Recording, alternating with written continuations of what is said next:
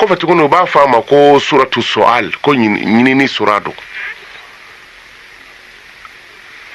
parce que il va fo hidna siratal mustaqim et puis bi demain ni ala fait demande iyyaka na'budu wa iyyaka nasta'in mi demain ni e de fait mbedi ala bato o kuma an kanda bo demain men kodo et puis bato men kodo islamé bato do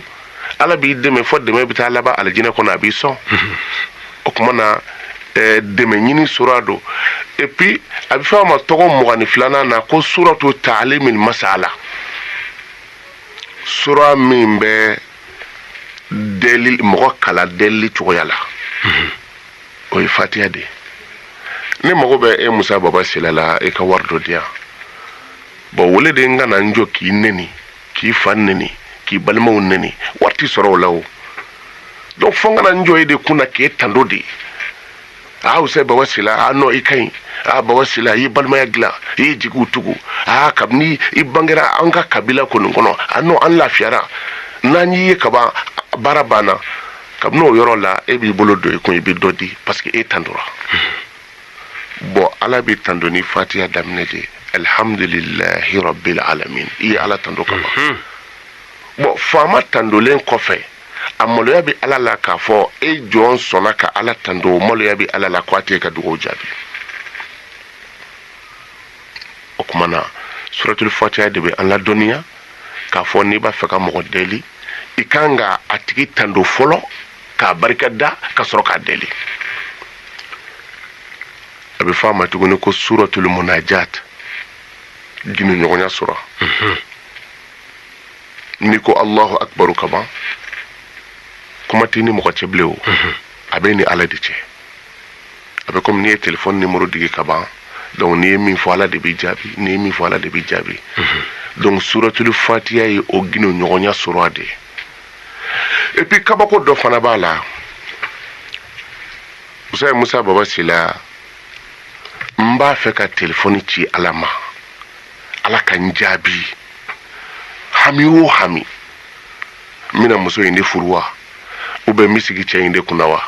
ou bien ne b'a fɛ ka taga jamanajan na papiye ko mun kosɔn a balana ou bien ne bɛ kɔnkuru dɔ la n bɛna kɔnkuru in sɔrɔ cogo di en tout cas i mago bɛ fɛn dɔ hali bana fura parce que ala de b'a bɛɛ dɔn donc n'i ye min sɛmɛ ala la siga t'a la ala b'i dɛmɛ n'o ye o la i bɛ jogo fila kɛ dɔrɔn fatiha kalalen kɔ sura min ka nɔgɔ i ma i b'o sɔrɔ a da kan n'i ye tahiya kɛ ka salam bila o y'a sɔrɔ ni asafurla n'i ye fatiha kalan n'i ko allahu akbaru i bɛ fatiha kala kɔlɔsi b'i bolo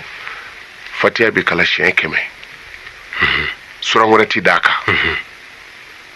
بسم الله الرحمن الرحيم الحمد لله رب العالمين الرحمن الرحيم مالك يوم الدين إياك نعبد وإياك نستعين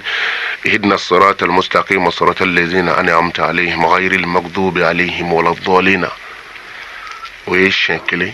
يبي كلشين يكمكتي donc o ye kɔlɔsi wuli ko kelen de o arakan fɔlɔ ye o ye arakan fɔlɔ ye i b'o kinbiri minɛ kɛ k'o tinda dugu la n'i wulila arakan filanan na i b'a kala tuguni siɲɛ 100 donc o joli siɲɛ 200 o ye siɲɛ 200 bon o la n'i ye tahiya kɛ salamu ti bila dɛ i sigilen o seli kelen kɔnɔ i b'a kala siɲɛ 99 kɔlɔsi ti dafa o la dɛ o bi da i bi kelen kɛ k'a jɛ dɔrɔn 99 donc a bɛɛ lajɛlen bi bɛn seli daminɛ ni seli banni a bɛɛ lajɛlen bi bɛn fatiha siɲɛ 299 ma o siɲɛ 299 n'o dafara kana salamu bila dɛ parce que n'i ye salamu bila o ye telefɔni ok fermé ye uruji min bɛ telefɔni na n'i b'a fɛ ka mɔgɔw wele verti min bɛ i b'o de digi o ye envoyé de o kɔrɔ ye ko taga donc kuma b'i n'a tigi cɛ mais ni kuma banna i bɛ urusi digi o kɔrɔ ye ko kuma banna o tɛ telefɔni dama ye n'i bɛ circulation na ni fɛn urusi mɛnɛ na o kɔrɔ ye k'i jɔ donc tɛmɛni tɛ yen tuguni donc o la seli fɛn urusi o de ye salamu aleykum ye o kɔrɔ ye ko seli banna seli bi jɔya bon e dun t'a fɛ seli in ka jɔ i mago bɛ kunnafoni dɔ de la i ye ala ka numéro déjà y'o composé allahu akbaru donc kuma b'i ni ala cɛ mais comme ni e ye min fɔ ala tulo b'o la mais ala bɛ min fɔ e tulo t'o la o bi i b'i to seli la dɔrɔn sanni ka salamu bila tahiya kalannen kɔfɛ i b'i da ka sunɔgɔ usa ni dugu jɛra i bɛ salamu bila Allahu akbar. o sunɔgɔ kelen kɔnɔ e mago bɛ fɛn min na juste ala bɛna walawala e ye komi filimu bi bɔ cogo min wallahi fatiha ye kabakoba de ye mais nin bɛ i n'a fɔ istikhara fana wa bon nin bɛ komi istikara nga moriw tɛ nin ti fɔ ten dɛ istikara caman bi fɔ mais ninnu fɔliw ka gɛlɛn kosɛbɛ parce que ninnu a bɛ fɔ ninnu ma ko automatique i b'a kɛ k'a nɔ ye yɔrɔnin kelen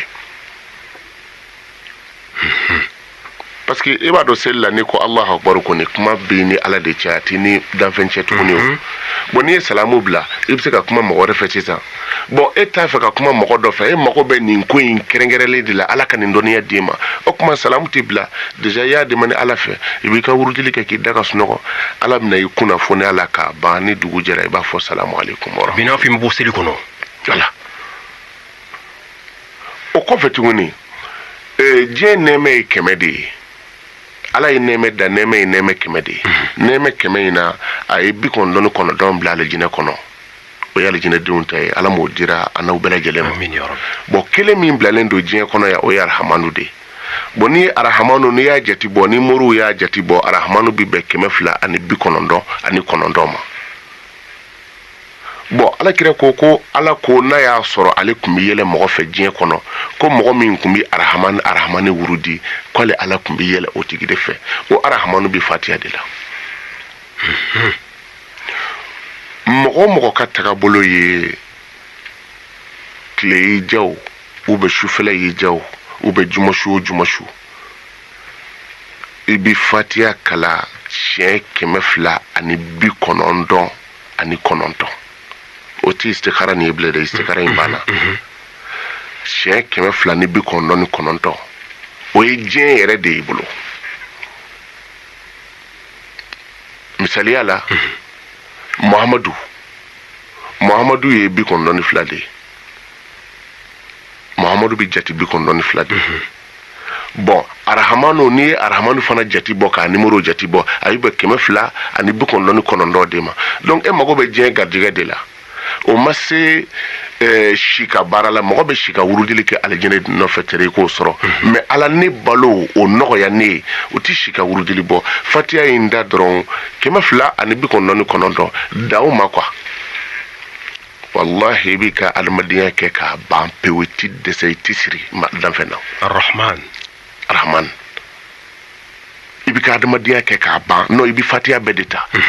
ka taa bila wala dɔɔnin na i b'i ka diɲɛlatigɛ bɛɛ kɛ k'a ban i ti siri danfɛn na mais fatiha de bɛ wurudi ni arahamanu adadu ye arahamanu adadu ye 299 a fatiha bɛ wurudi n'o adadu ye i bɛ fatiha wurudi n'o hakɛ ye 299 o k'i ka tagabolo ye kabini ala y'i da sababu min ma d'i ma ala b'o d'i ma a bɛ kɛ su jumɛn na bon su o su mais sunkalo in tɛgɛ fa bi sunkalo kan kosɛbɛ surtout ni lansara selila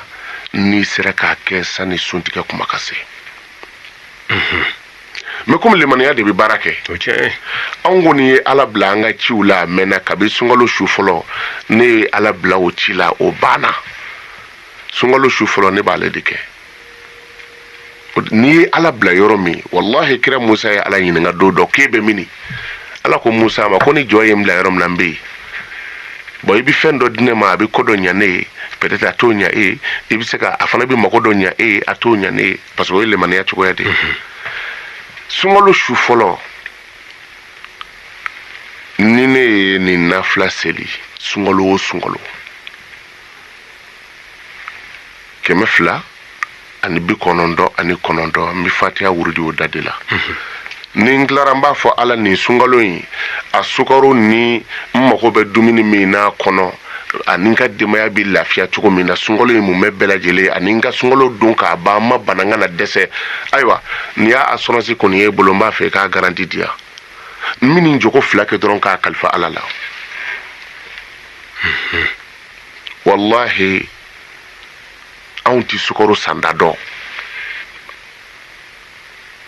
a bɛ sa da min na an t'o dɔn an mago bɛ dépense min fana na a bɛ sɔrɔ cogo min na an t'a dɔn parce que ne y'a ɲini ala fɛ a bɛ jɔ dɔw de ci ma olu b'a kɛ sa o i bɛ nin to i hakili la n'i y'a dɔn don o don k'a fara ɲɔgɔn kan n'o b'i tɔɔrɔ sunkalo su fɔlɔ i bɛna mɛn bi su in na min na sin k'a daminɛ a fɔ dɔrɔn ala ni sunkalo in musaka n y'a bɛɛ ɲini e fɛ a bɛɛ nɔgɔya hali n'i dan n'o siɲɛ kelen ma wallahi ala bi fasiw bɔ nin sunkalo la ye i t'a dɔn i y'a sɔrɔ cogo min bon n'o yɛrɛ m'i ja n'i b'a fɛ ka dumaya kan o kuma i b'a wurudi siɲɛ 200 ani 99 parce que o ye diɲɛ nɛɛmɛ hakɛ de o kɔfɛ o ko a ma ko suratu tafwid i ye koɲɛ de kalifa ala la k'a to a tigi bolo ufawwid amri ilallah inna allaha basirun bil ibad o kuma na suratu tafwid o de ye suratul fatiha ye iyyaka na'budu wa iyyaka nasta'in ya kalifa ala la iyyaka na'budu wa iyyaka nasta'in o bina n'a ye a kunjugu ka togo dɔ la usazu ye kabakoba ye ko gɛlɛn cunnen do i kan i t'a dɔn i bi bɔ cogo min na i galo dalen do i la bɔn i seere ye jɔnni ye o ye ala de ye bɔn ala t'i kuma kiritigɛ yɔrɔ la o t'a bila mɛn ka lahara kɔnɔ bɔn i degunnen do i yɛrɛ t'a dɔn i bi bɔ cogo min na u bɛ dɔ nana i ɲɛnamɔ dɔrɔn ka juru nasɔn dɔ do i la u bɛ i kɛra dɔ ka fɛn dɔ garanti ye hakilila ko mɔgɔ ɲɛnama don 2 miliyɔn 3 o juru yɛrɛ nana yɛlɛ fɛntigi taara e yɛrɛ feerelen t'a wari bɔ a tigi ko i ma ko f'i k'a ɲini k'a d'a ma c'est vrai parce que e de ye garanti ye i bi bɔ o la cogo di yɔrɔ ko ferekelen de dir'i ma o i yɛrɛ la so ferekelen de sanfɛ o min b'o ɲɛlabɔ sa iyyaka na'budu wa iyyaka nasta'inu o kumana i b'a daminɛ no ya'tasinu ka ya'i wadubo ana ka ya'i o komi i y'a ta a laban de la ka na a daminɛ na wallahi n'i y'o wurudi hami o hami na 7,777 a bɛɛ ye fatiha kelen de ye n'a ka di ye bɛlɛkisɛden 7 ta n'i ye bɛlɛkisɛden 7 ta ka i b'a bila tasuma na i kɛrɛfɛ ko gwanen tɛ wa i b'a wurudi nu y'a tasuna ka ya'i wa du'ana ka ya'i n'i ye 1000 sɔrɔ o la bɛlɛkisɛ kelen ta i k'o bila ji la a fɔ nin bɛ suma cogo min na ala ka nin ko in suma ten i bɛ tila k'a wurudi tuguni ka bɛlɛkisɛden kelen fana ta k'o bila o ji la donc o la bɛlɛkisɛden 7 a bi bɛn nu y'a tasuna ka ya'i wa du'ana ka ya'i a bi bɛn o 7 de ma i bɛ sɔrɔ ka 777 d'a kan o ye ko gɛlɛmaba ye 100 tɛ min kun na n'a fɔra k'e ka miliyɔn sara i b'o bɔ min i bɛ na n'a ye o nacogo la o sa o baara banna pewu mɛ ni o ɲagamina i bolo dun i bɛ segin ka na fatiha la komi n'a fɔra i ka fatiha fana kala o da la 7,777 fo ni mɔgɔw fara i kan o kuma n'i ye nin dɔrɔn ta ka bɔ a la iyyaka na'budu wa iyyaka nasta'in mɛ i b'a ta kunjugu la comme qul huwa allahu ahad allahu samad lam yalid wa lam yulad wa lam yakun lahu kufuwan ahad ko taw kunjugu ka dun haka lan fuku aw kuya lan kuya donc o bi taw ta cogo la ka taa o y'a dama ko ye o kuma na i bi fatiha ta nin ta cogo la usa n'i y'a ta nin ta cogo la diɲɛlatigɛ hami o hami n'o ye i sɔrɔ i sɛmɛ ala la ni fatiha ye denko la a ka teli o fɛ furuko la fatiha ka teli o fɛ dɔnni na n bɛ se k'a sɔrɔ cogo min na fatiha ka teli o fɛ